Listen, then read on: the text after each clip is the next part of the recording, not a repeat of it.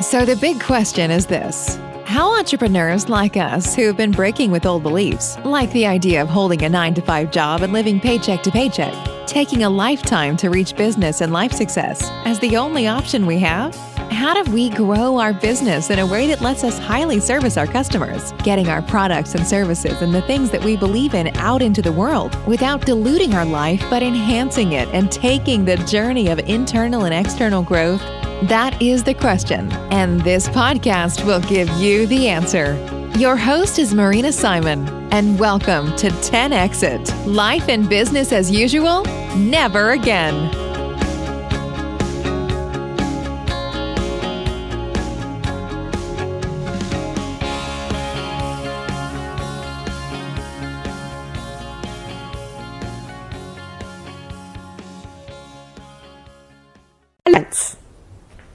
It's so good to be back with you. Today I have you a different kind of surprise. I haven't done an interview in this podcast for over a year. And they were really light.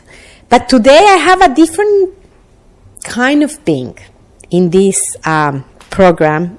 It is really an honor to me to having been, done this interview on him. And I want to tell you a little bit about this person. First of all, he is a rebel. He is a nonconformist. He is one of those beings that do not conform with the rules.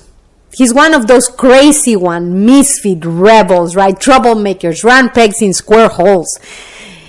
One that sees definitely things differently.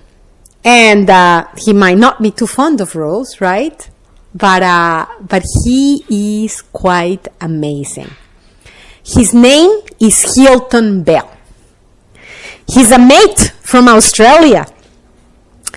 Above all, he's an artist. And he's an outstanding hairdresser. He started when he was around 15 years old. You hear it on his interview. And he became quite a celebrity in Australia. He was also as well in Vogue, in the New York Times, and many other outstanding publications. The pictures of his products have been all over the world. He has as well been teaching the art of color. And while he was working with color and hairdressing, he started sculpturing into the art of sculpture as well as painting.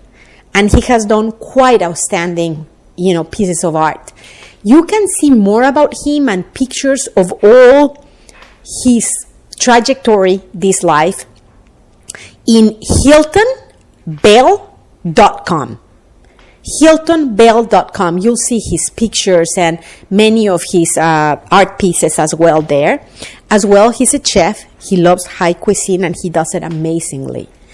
And believe it or not, he's an outstanding motorcycle racer. So he is one of the most well-rounded on different areas that I've met through my years of life. He lives life as a professional. He doesn't do something as an amateur in areas, right? He can be a great, hairdresser, but maybe, he does the rest as an amateur. No, he's a professional on every area that I've mentioned you. And he's quite fascinating to talk to. It was such a treat. And I want to share this treat with you. So let me introduce you to my amazing friend and artist, very close to my admiration heart for him, Hilton Bell.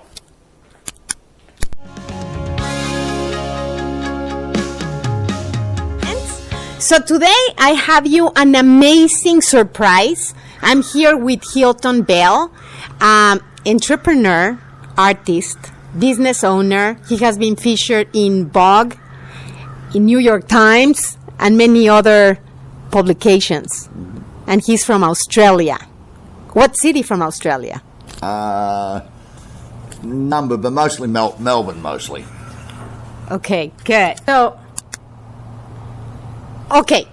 I want to just start asking you a couple of questions and anything else you want to add. Okay. All right. So what's one thing you wish you would have known before you began your entrepreneur career? Oh, gosh, one thing. I think there'd be numerous, but key points. I first started my first business when I was 20. I'd already been working for 5 years at that point in time. I started work when I was 15 as an apprentice hairdresser. And I, pursued that career, and I knew what I wanted to do, and I was fortunate, I guess, that I worked out at a tender age what I wanted to do and went after it. And I think you can find your purpose in life, or what drives you, or what it is that lights your fire. The old saying, if you do what you love, you never work a day in your life. And fortunate that I was pursuing what I like to do, and subsequently I became very good at it because I love what I did. And I think to me that's really key importance.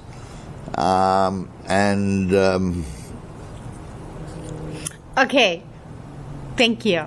Yeah. Have you? No. Because sometimes I need to think a bit more. Okay, it's fine. I want to ask you something now that you said that you started at 20.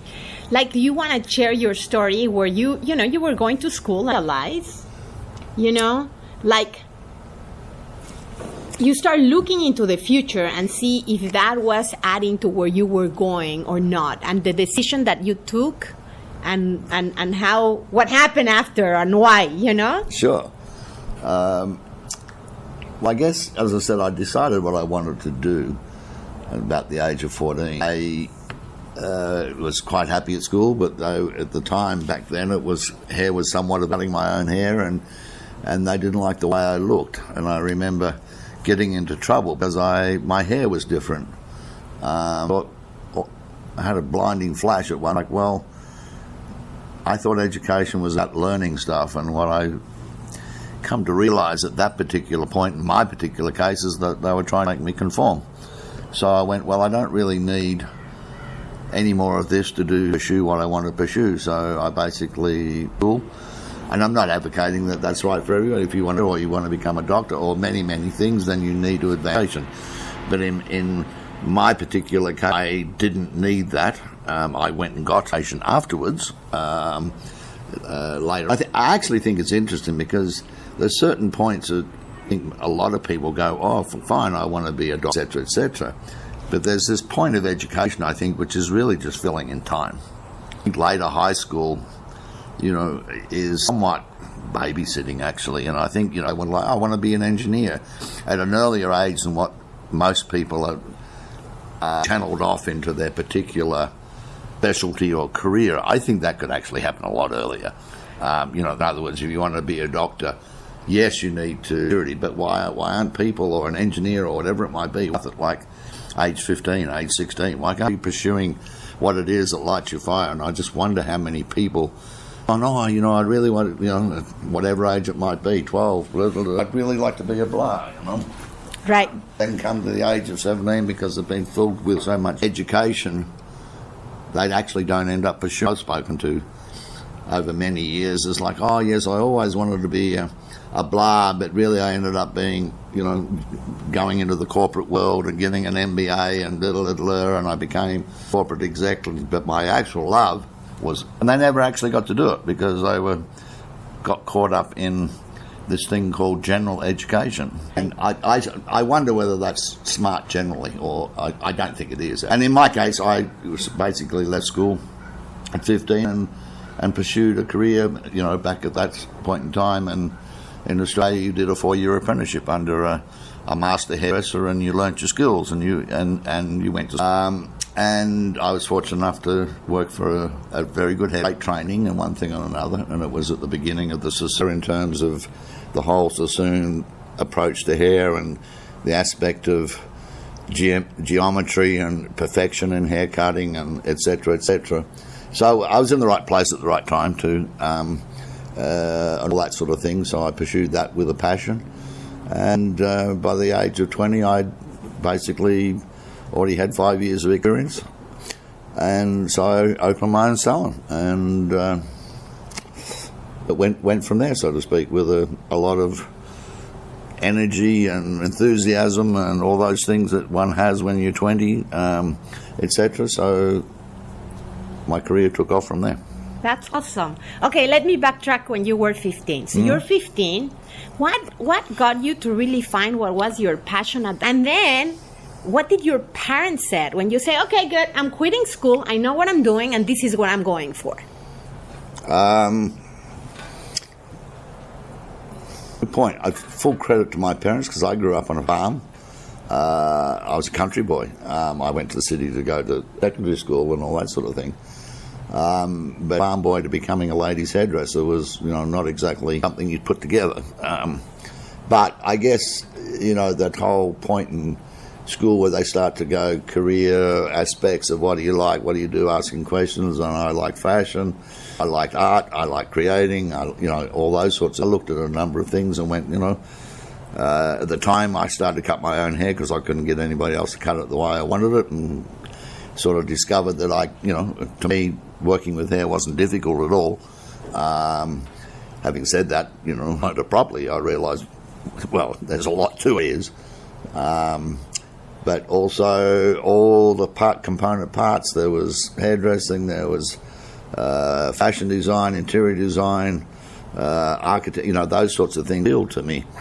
And fortunately, over the years, I got to dabble in a number of those things along the way, from fashion design to whatever. So I got to satisfy all those things through, pursuing a hairdressing career. But it was really what lit my fire, and maybe I was fortunate that my parents went, well, if that's really what you want to do, are you sure that's what you want to do? I was like, yes, and they backed it, and they were supportive. Thank goodness they weren't the sort of parents that went, no, you need to get your finish your schooling and da-da-da-da, and they could see that I was passionate about it, and to their credit, they went, okay, and they supported me on it.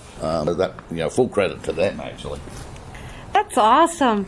Well, let me ask you something. So you were telling me a little bit about the Beatles. So you were 15. Were they like in their high? And were they like the haircuts that they were having? I don't even remember. So the haircuts that they had at that time were different than the rest of the group? Was it long hair? It was longer at that time. I mean, as time went on, hair became much longer and much wider. But at their early days, their hair was a bit longer. And honestly, when I look back at what my hair looked like, compared, it was an era of guys had short back and sides. Right. Mine wasn't short back and sides. It wasn't long per se, but it was styled, and that's what they didn't like. It wasn't. But, it was early days. But what are we talking here? 1969, 1970. Right. I remember they came up with longer styles. Yes, and their hair went much longer past that. Time went on. But slightly longer hair for them. Awesome. Thank you. Okay. Next one. What is your biggest failure and what did you learn from it? If there's any particular thing that comes to mind, because I know that as an entrepreneur, you drill, and you have, certain things that don't come right that we call failure, but failure truly doesn't really exist. It's just drilling. So what would be the biggest kind of like downhill on the adventure of entrepreneurship? I learned a lot more from the things that didn't go right than things that did go right, obviously, and I think that's one thing to keep in mind. As you just said, I don't think there's any such thing as failure. Learning opportunities, as they call them these days, and whatever. And sometimes when things don't go the way you like, and you're invincible, and something goes, whoops, didn't see that coming from left field. I had a number of things that were like businesses that went. Didn't go the way I expected them and cost me money and one thing and another. But, boy, they were the learning experiences for sure.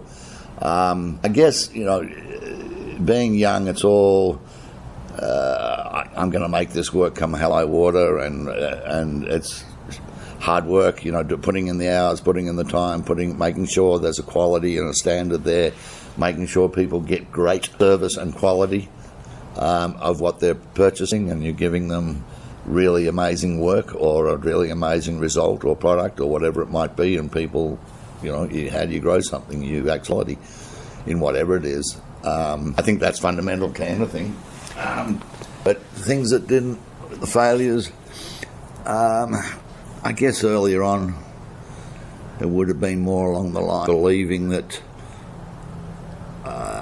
work by pure grunt and intention, and then learning that there's a lot more to actual business than just willing it to work and making it work and putting in the hard work. There's, finances, there's legal issues, that, there's a myriad of things that one needs to learn, that I learned, what ifs, to me, which is like what a contract's about, argument's sake, particularly when you're entering into things or other entities, of whether it's a lord or this or that or business partners, or the balance between having intention to do something and going, yes, I can make this work. Obviously, nothing would work in the world if you didn't go, I can make this work. With a balance of going, what if? What's the risk factors here? I use the word balance on that because you can sit down and analyse. If my older self had been talking to my younger self, I'm not sure my younger self would have listened to my older self, actually, from the pure aspect of having such a strong belief that I could make anything happen. But having said that, advice I would have been giving is really look at what's the risk aspect of this, and what are the component parts, really. I mean, one thing I've learned, for what it's worth, over the years and long, that that business is not just parts to a business. 7, actually, and I'll use this analogy, which I explained to recent years, is all cars on the road have the same component parts. They all have an engine, they all have transmission, they all have suspension, they all have wheel, blah, blah, blah. They're all made up of the same component parts. The way they're put together is different. There's a difference between a turbo Porsche and a Toyota Corolla. There's a difference in price too, but the way a turbo Porsche is, which is a high-performance vehicle and should be driven accordingly. I used to have one some years back when I was 22. I had and a Corolla, which is a vehicle for transport and blah, blah, blah. If you try and drive the Corolla like a Porsche, you're going to end up in trouble because it's not designed for that particular performance, whereas a high-performance car like a Porsche is. And it should be driven accordingly, in my mind. But they all got the same component parts. It's just the way they're put together is different. So it's like a business any business has the hard-cold management of something. There's the personnel section. There's the financing aspect of things. Money's handled in and out and spent and monitored and all those sorts of things. And creating of reserves and all, how you handle money is important. Because you can make, in my early days, I made a lot of money, but I didn't basically use it. Right. Whatever. Then there's the actual delivery of it, whatever you're doing. There's quality control. There's aspects of expanding your public aspect things and your public awareness and your marketing and the sales of things. So there's all those component parts that make up any business, and it's how being aware of those component parts and actually that they exist. They're in every business, whether you're small, whether you're a one-man person or show, or whether you're a multi-corporation like Tesla. They all have those divisions or component parts. They operate differently, obviously, and one thing or another, but they're still there, and they still you need to be aware of them. Someone had been able to explain to me that concept back then. It could have saved me some failures rather than just going, I'm a one-division. No, you're not. Personnel, how they fit into the scheme of things, building an organisation versus just, hey, let's go, who's coming for the ride, of being, I guess, having more foresight and sitting down and planning more. The original question, I think, was what was the biggest failure. It was not taking the time to actually sit down, what are the things that I need to have in place, to actually create longevity, create expansion for others, etc., etc. It was just really youthful, balls to the wall, let's go, rather than forward-thinking planning in relationship to that, if that makes sense. Thank you. Now, what Hilton is talking about is Hover Management System. It's an organizing board of 7 divisions, and if you need more data or want to know more about it, just click the link below. And we will provide you that information because it's very valuable information for the creation of a business, no matter the size, especially if you're starting anew. So, one thing that I just remember is like you're such a well-rounded individual. I was just realizing when you were talking about motors, you're also a motorcycle racer. So you are an artist. I want you to tell me a little bit about the different areas of your life, because right now we're just tackling entrepreneurship, but you know, you love motorcycles. I want to know a little bit more about it and about how did you start in art? Okay. I guess the whole motorcycle thing is, you would talk to anybody that rides a motorcycle, there's a certain freedom, a feeling, a sense of freedom. Of the moment we're talking here, and we're in Georgia, where some of the best motorcycle roads in the world are, but riding through the mountains on sweep ends, there's no more exhilarating feeling than being on a motorcycle. The wind blowing in your hair and one thing and another. You've got to chew the machine, nature, you can smell things, the things that you miss in a car. As you're enclosed and what have you, you get to smell, hear the environment while you're riding. Puts things in perspective. Also, you've got to be very much in present time when you ride. A lot of people will go, "Oh, riding a bike's dangerous." No, it's not. Not if you're actually being there doing what you're doing when you're doing. It's not. I mean, it's exhilarating. Can it be? Yeah. Have I had a motorcycle accident? Yes, when I was young and stupid. I did. Taught me a lot. Once again, it taught me you take your attention off things for half a second. Oops. So that once again, you're talking about mistakes, things going wrong where you learn. Since that point in time, when I ride, it forces me to be very much there doing what I'm doing exactly. Everything else, I can go for a ride, and you come back and you're refreshed. It's, you've had some excitement. It sort of puts things in perspective. That's just one of the things I like to do for fun. An artist, I've always, doing hairdressing and one thing or another, and the studios and salons I've built over the years I've always considered much living art. It's living sculpture. Later on, I started to do sculpting and painting. Interestingly enough, I started with sculpture after I sort of stopped hairdressing full-time, working in three-dimensional aspects, so sculpting became, somewhat easy because I was used to working in 3 dimensions anyway. And one day, some years back, I went, I can't work in 2 dimensions. And I went, well, what do you mean you can't? I had this thing for you can't paint, you can't work in 2 dimensions. I went, well, rubbish. That's bullshit. Well, what do you mean you can't? You live out there. So I actually went, okay, fine. So I went and bought canvases, some paints, and easel, and blah blah blah, and And in this day and age, the good thing about that is there's nothing you can't find out on YouTube or Google or whatever, so it's like anything. To me, that any field or endeavour has its basic rules, doesn't matter what it is, so I've ever approached anything is let me find out what the rules are, or what the laws in play are, or what's the basics of this particular field, and study those and learn those and practice those, and which is what I did, and so I started to paint, and I love it. It's like the same principles, my research on colour, that I'd spent thousands of hours researching colour to do with hair over the years. One of the reasons I come up with a colour consultation system back in the 80s, but beyond that, at one stage I had a hair colour company as well. We were the first ones to bring ammonia-free hair colour to America when I moved here in the late 90s.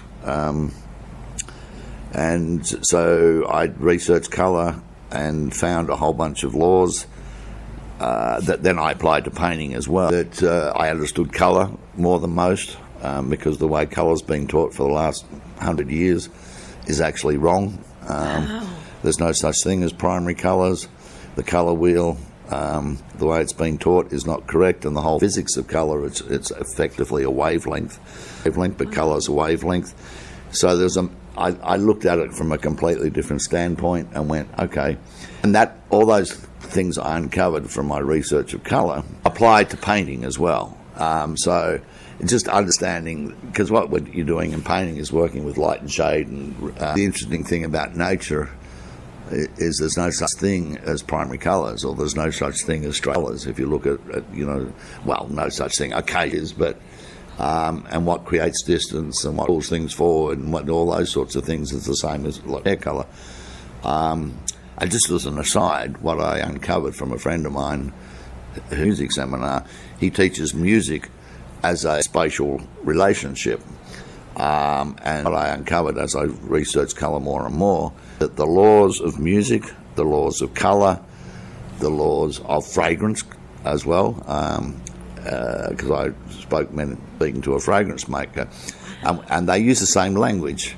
Interestingly, in fragrance they talk about notes and tones, and all, the same language is through all these things. So the laws of these particular music, colour, fragrance, and I'm 99% sure the same applies to the culinary arts as well, to the taste buds. It's all wavelength.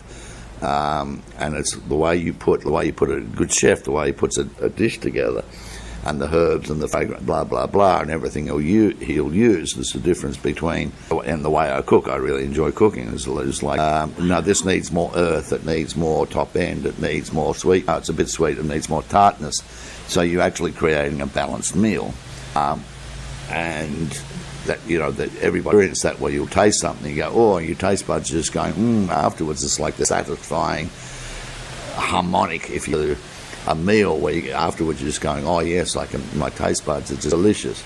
Well, what's actually happening there to me is it's just listening to a great symphony, because there's all, within a symphony, there's the high, there's the this, or it doesn't matter if it's rock and roll or symphony or whatever it is, but it's the same principles involved, and it's not necessarily, there's laws involved in all these things which are interactive.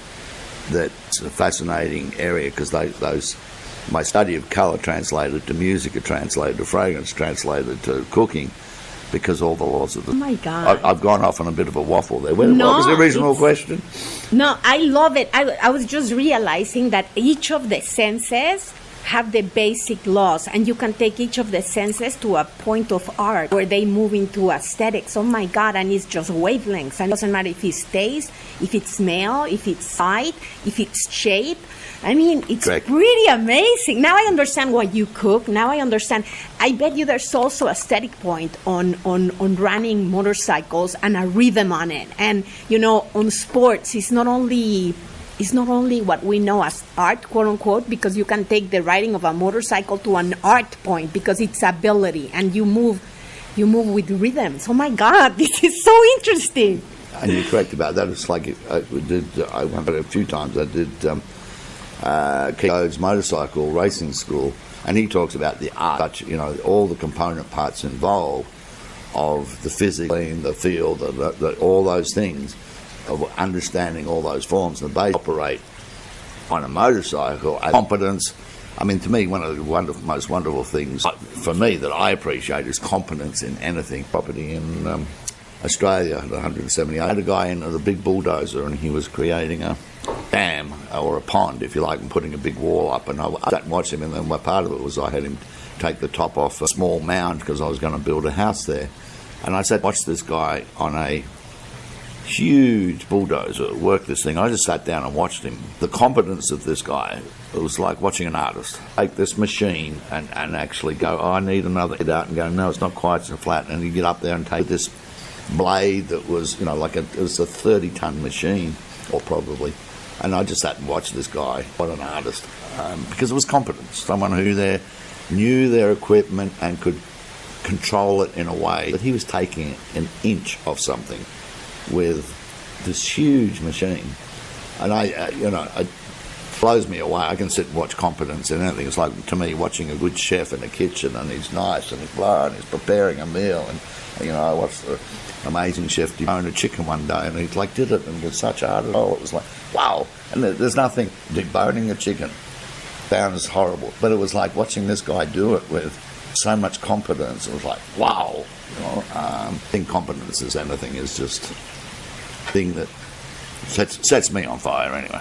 Wow. You know, I was just realizing any activity, if you take it to such high levels of competence and ability, you can create an art out of it. I don't care if it's freaking school, you know. It is amazing. It's so true. Great. Well, it's actually funny. Yeah. Tell me. Talking about sweeping the floor, one of the things that I think it actually takes about the old 10,000 hours of people that I found out many years later. And I always said it takes about 10 years to become a good head. Work it out, it's about 10,000 hours. And it's like, wow. But one of the things I used to do with my apprentices, people I trained when they first come aboard, they're fresh and good, here's a broom. Because, you know, as an apprentice hairdresser, you got to learn the basics. And it's like, here's a broom. You know, here's a sweep the floor. And it'd be one of the ways I judge them. I go, sweep the floor here for me, please. And I watch them sweep. I go, okay, now let me show you how to sweep the floor properly. Wow. Because there's a way to, you know, you go sweep the floor, and anybody can sweep, not properly. There's a way to do it properly. If you understand look at the bristles on it, which way they go, blah, blah, blah. How you do it effectively, efficiently, and properly, where you sweep it, it's clean, and everything's off it, and you do it efficiently without having to repeat where you've gone. Point on this is, good, show me you can sweep a floor properly, and you understand the tool in your hand, and I'll show you what comes next. Can you see their ability? I know there's different things, but can you see a lot about them and their ability to handle something when you're how they do, like the first task? It's attitude, because attitude towards what you're doing. It's like, I'm sweeping the floor, who gives a damn? I'm just, you know, no, you know, who gives a damn? If you sweep a floor properly, well, does that attitude carry through to who gives a damn to the way who gives a damn to the way you cut? That style is actually structured. You've got to give a damn. Sweeping the floor, you're going to have an half-assed. Now, can you train someone to sweep? Of course you can. You can train someone to do anything if they've got the right attitude. Right. If they've got a half-assed or that's good enough attitude, will carry through, in my mind. Interesting. And then there is no, I don't know how to say in English, but there's not an activity that is under anyone. It's just the ability that any being has to do anything. I think it gives you more value. But there's some viewpoints about, you know, certain activities, you know, maybe they're not a thing I want to do, like sweeping the floor. I am an artist, right? And this viewpoint doesn't take us too long. The more we know, the more able we are across the profession. Well, I think attitude, you know, is do something, do it properly, or don't do it at all. That's right. Awesome. I tell you, there's a second part. So the best adventures come last. See you in our next episode. Thanks for joining us today on 10 Exit. Life and business as usual, never again. We love always hearing from you. Please feel free to send Marina an email, marina@marinasimonbrand.com. Your input and comments are always welcome, the good, the bad, and the ugly. And if you like the podcast, you can always subscribe to it. Remember, the best way to predict the future is to create it.